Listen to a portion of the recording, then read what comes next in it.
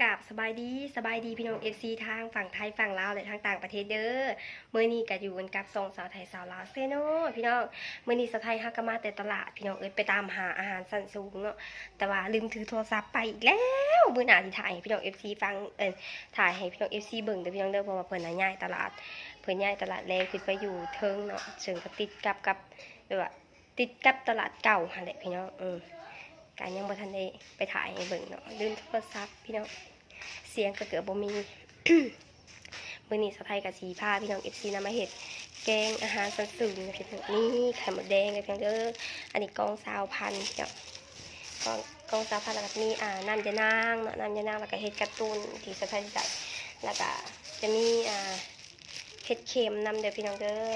นอกจากเฮ็ดเค็มแล้วก็จะมีเฮ็ดเครื่องนำเด้อพี่น้องเด้อเครื่องนี่ก็20,000แล้วก็จะมีผักหวานนำพี่น้องแกงใส่ผักหวานแซ่บๆเนาะแล้วก็แกงใส่กระดูกหมูทอดพี่น้องอาหารมื้อนี้ก็เฮาสิเฮ็ดเป็นเมนูแบบว่าพื้นบ้านแต่ว่าใส่หลายอย่างแบบว่าแกงเห็ดรวมนะพี่น้องเนาะใส่ไข่มดแดงเนี่ยเฮาไปเบิ่งกันว่าสิจะแซ่บปานใดแต่ก่อนสิไปกินเฮาก็ต้องไปเฮ็ดก่อนนะพี่น้องเนาะไปเดี๋ยวเฮาเริ่มกันเลยเด้อพี่น้องเด้อ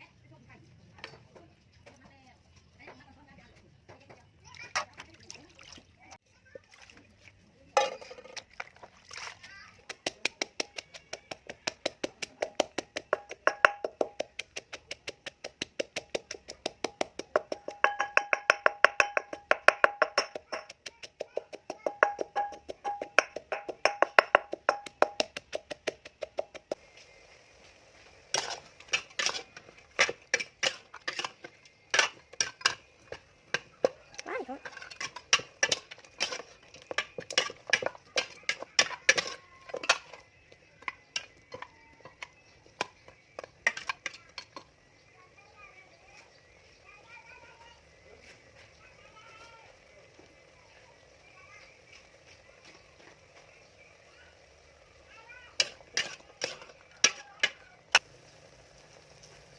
น้ำยานางลงไป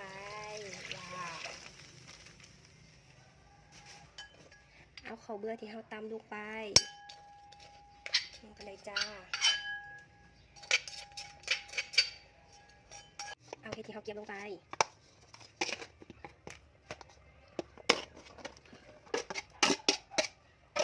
ว้าวเอาผงนัวลงไปใส่ลายใส่ตาใส่เนื้อใส่ตกจ้า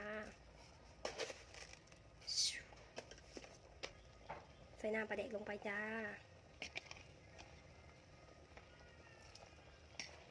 ใส่เกลือลงไปนิดนึงจ้า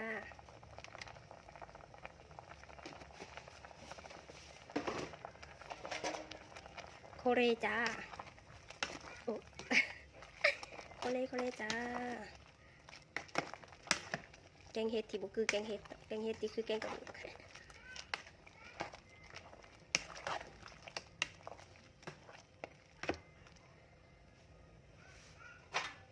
ปิดฟ้าไว้รอประมาณ15 นาทีจ้า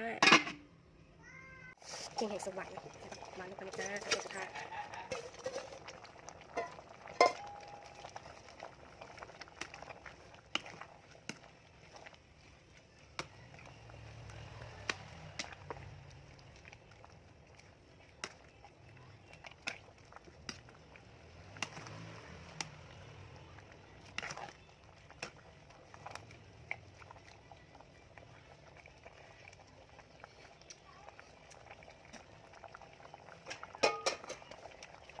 ไปจ้า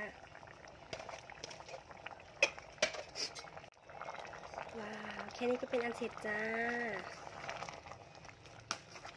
แกงไข่มดแดงใส่เห็ด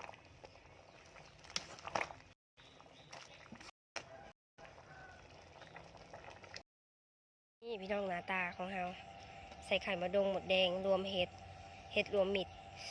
มาเด้อพี่น้องเด้อสไทยคอโตไปกินข้าวก่อนสำหรับคนใดที่ว่าเบิ่งจนจบคลิปสไทยคอขอโมกขอบใจหลายๆนะพี่น้องเนาะสไทยยิวข้าวบ่ได้กินข้าวแต่เช้าพี่น้องเอ้ยตกแรงมันก็ขำเรียบร้อยฟ้ามืดตื้อๆพี่น้องเอ้ยมากินอยู่ตูบน้อย